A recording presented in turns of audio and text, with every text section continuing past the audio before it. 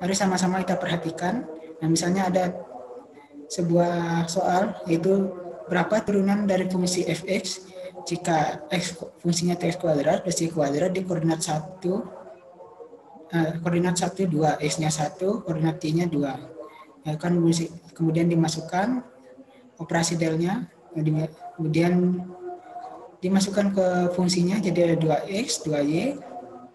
Jadi ini kan diturunkan x kuadrat plus y kuadrat diturunkan menjadi 2x, 2y. Kemudian untuk nilai koordinatnya dimasukkan ke dalam fungsi ini.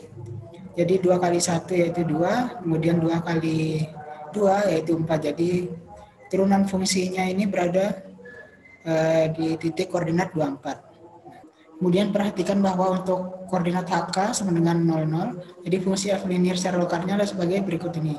Ada fungsi f1 plus h, kemudian 2 plus h, kemudian menjadi ini dimasukkan ke dalam rumus ini. Jadi x-nya itu 1 plus h kuadrat, kemudian untuk y-nya itu 2 plus h kuadrat, kemudian dioperasikan secara matematika, dapatkanlah ini dikuadratkan, kemudian dapatkan hasil akhirnya 5 plus 2, 4. Ini koordinat, ini 2, ini 4, dikalikan dengan h dan k-nya, kemudian tambah h kuadratnya. Jadi di sini nilai epsilonnya atau koordinat hk-nya itu 0, 0. Kemudian dalam keterdiferensialan ini ada beberapa teorema. Jadi teorema berikut ini memberikan cara menjamin keterdiferensialan dari sebuah fungsi pada sebuah titik. Yang pertama yaitu teorema A, di mana jika fungsi f atau xy mempunyai turunan-turunan parsial kontinu fx dan fy pada sebuah cakram disk atau dilambangkan dengan D yang bagian dalamnya mengandung koordinat AB, maka fungsi fx y dapat didiferensialkan di titik AB ini. Nah, jika fungsi f dapat didiferensialkan di P0, maka ketika h mempunyai besaran yang kecil, yaitu fungsi sebagai berikut. Dengan menganggap P sama dengan P0 tambah h, kita menyupai bahwa fungsi T yang didefinisikan sebagai fungsi berikut. Harusnya, jadi fungsi ini harusnya menjadi hampiran baik untuk Fp jika P dekat dengan P0.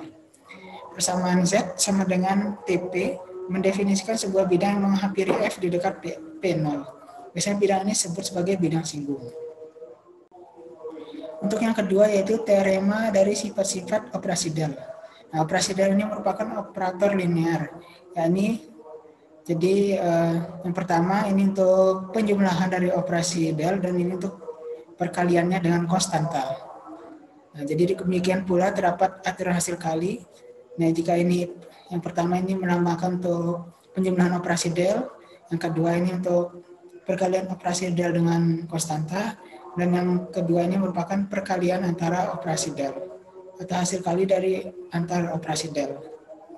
Kekontinuitas versus keterdiferensialan. Ingat kembali bahwa untuk fungsi satu berubah, keterdiferensialan mengimplikasikan kontinuitas, tapi tidak sebaliknya. Hal yang sama juga berlaku di sini. Kemudian untuk teorema yang ketiga yaitu atau teorema C. Jika F dapat didiferensialkan di P, maka F kontinu di P.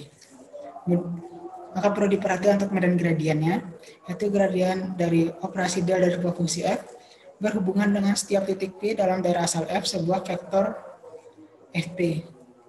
Di himpunan dari seluruh vektor-vektor ini disebut juga medan gradien untuk fungsi F. Sekian untuk pertemuan kali ini yang telah dibahas mengenai keterdiferensialan. Jika ada hal yang belum jelas atau ingin tanyakan, silakan dapat tanyakan melalui media yang tersedia. Terima kasih. Assalamualaikum warahmatullahi wabarakatuh.